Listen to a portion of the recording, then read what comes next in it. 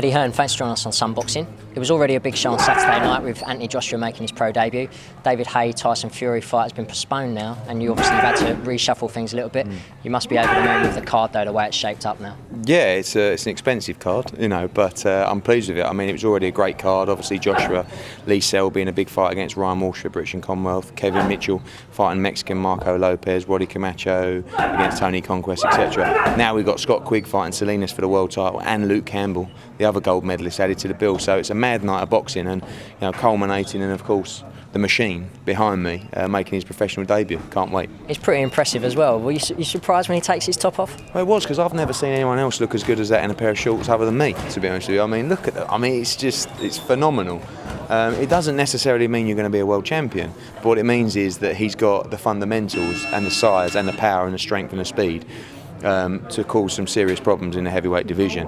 Obviously, he's in the infancy of his career. It'd be ridiculous for me to start shouting from the rooftops about becoming a world champion, but that's the ultimate goal. And I believe that given the right kind of preparation, he can get there, and it all starts on Saturday night at the O2. As I said before we went on camera, you're about Anthony's height, but if you were stepping in the ring with him, surely you're beaten before you even start. When you see the way he's built, the size, just the power, it's got to be devastating. Well, they're all big boys. I mean, I think the guy he's fighting, Emmanuel Leo, 8-0, I think he's around 6'3", something like that. So he's no dwarf himself.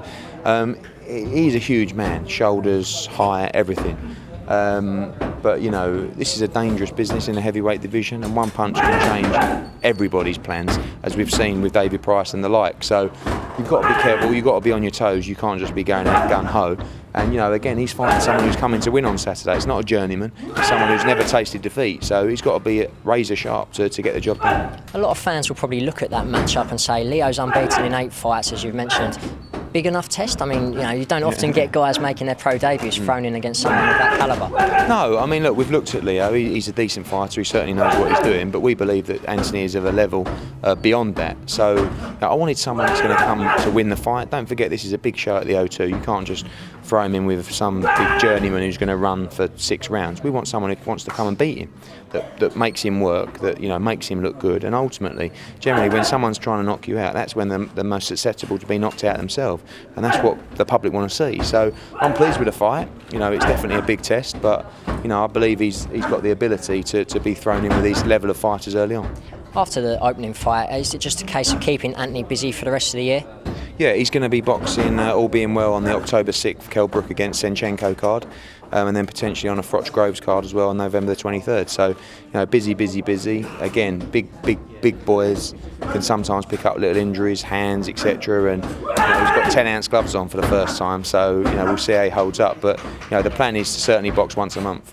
Obviously, Kevin Mitchell as well is back in the ring. It's the second time this year we'll have seen him fight. How sort of pleased are you that Kevin's now active again? He's a great part of the Matchroom roster. Well, I think Kevin's one of the most talented fighters the country's produced, and I think now sometimes it just takes people a little bit longer to understand what they want out of life, and all he cares about now is his fight and his family. He's 100% dedicated and focused. He's virtually on the weight already. He's got a tough Mexican on Saturday night, but this is the road back to the big domestic fights and the world title fight. I really want to see Kevin Mitchell against Derry Matthews, either later on this year or early next year. It's a wonderful fight, and the winner goes on to get a crack at the world title.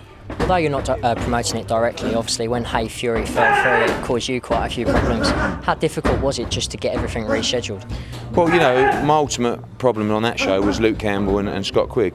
Certainly, principally Scott Quigg, who's fighting for a world title.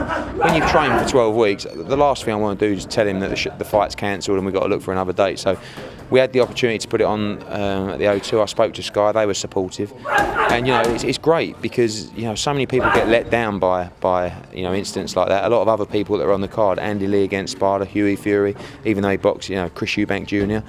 We were able to act quickly and reschedule those 2 fights. And great news for fans, especially who've already bought tickets, or fans that are going to buy tickets, because the card is absolutely packed. Just finally, obviously, I'm sure you get asked questions about Carl Froch and George Graves all the time. You promote them both, but you've been with Carl for the best part of his journey, really. Georgia split with Adam Booth. Were you surprised by that? I was surprised. Sometimes obviously you look from the outside and everything seems rosy and very good, and then you don't know whether it is or not. But he's a very bright individual, George, and I'm sure he's going to have a game plan for the fight. It's a tough fight. Does that put him at a disadvantage? Maybe.